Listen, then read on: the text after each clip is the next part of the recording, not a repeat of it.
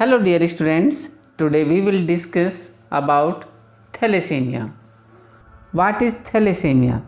Thalassemia, it is a autosomal recessive disorder and it is caused by deletion means mutation in globin chain of hemoglobin.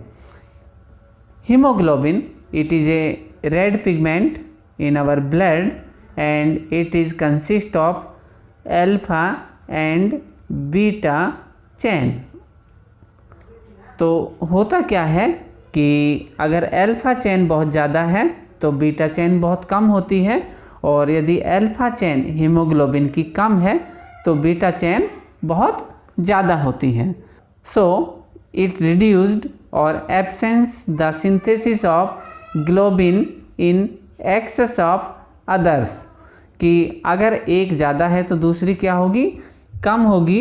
और तो इन conditions में excess globins are insoluble and accumulate in RBC, कि RBC जो है red blood corpuscles उसमें accumulate होती है और आफ्टर एक्यूमुलेट प्रेसिपिटेट करती है और लाइसिस करती है किसका, आरबीसी का।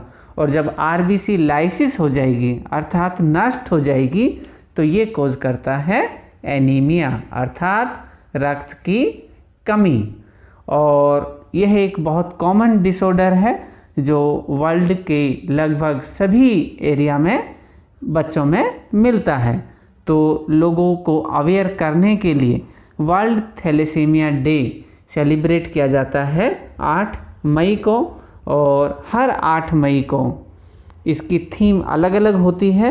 और थैलेसीमिया इंटरनेशनल फेडरेशन और वर्ल्ड के अलग अलग जो देश हैं, इवन हमारे देश में भी इस दिन कुछ कंपटीशंस होते हैं और लोगों को जागरूक किया जाता है कि आप ब्लड डोनेट कीजिए ताकि थैलेसीमिक जो बच्चे हैं उन्हें बचाया जा सके। थैलेसीमिया इसे 2 कैटेगरीज में डिवाइड किया गया है।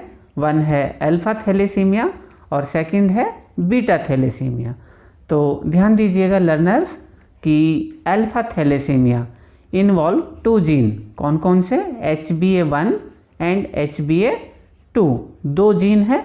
तो इनके कितने लोकाई हो गए, 4, और ये लोकेटेड होते हैं 16th क्रोमोसोम पर। जबकि बीटा थैलेसीमिया इसमें 1 जीन इन्वॉल्व होता है, कौन सा, HBB, और ये होता है क्रोमोसोम 11 पर। तो ध्यान दीजिएगा स्टूडेंट्स, ये होता है म्यूटेशन की वजह से, और म्यूटेशन में पर्टिकुलर सेगमेंट ऑफ DNA वो डिलीट होता है। So due to deletion decrease the synthesis of alpha globin and enhance beta globin. तो इसमें क्या होगा, अल्फा जो ग्लोबिन है वो कम होती है और बीटा ग्लोबिन इसका प्रोडक्शन बढ़ जाता है। जबकि बीटा थैलेसीमिया में due to deletion increase the synthesis of alpha globin, जो अल्फा जो चैन है हीमोग्लोबिन की उसका प्रोडक्शन इंक्रीज होता है और डिक्रीज होता है बीटा ग्लोबिन का।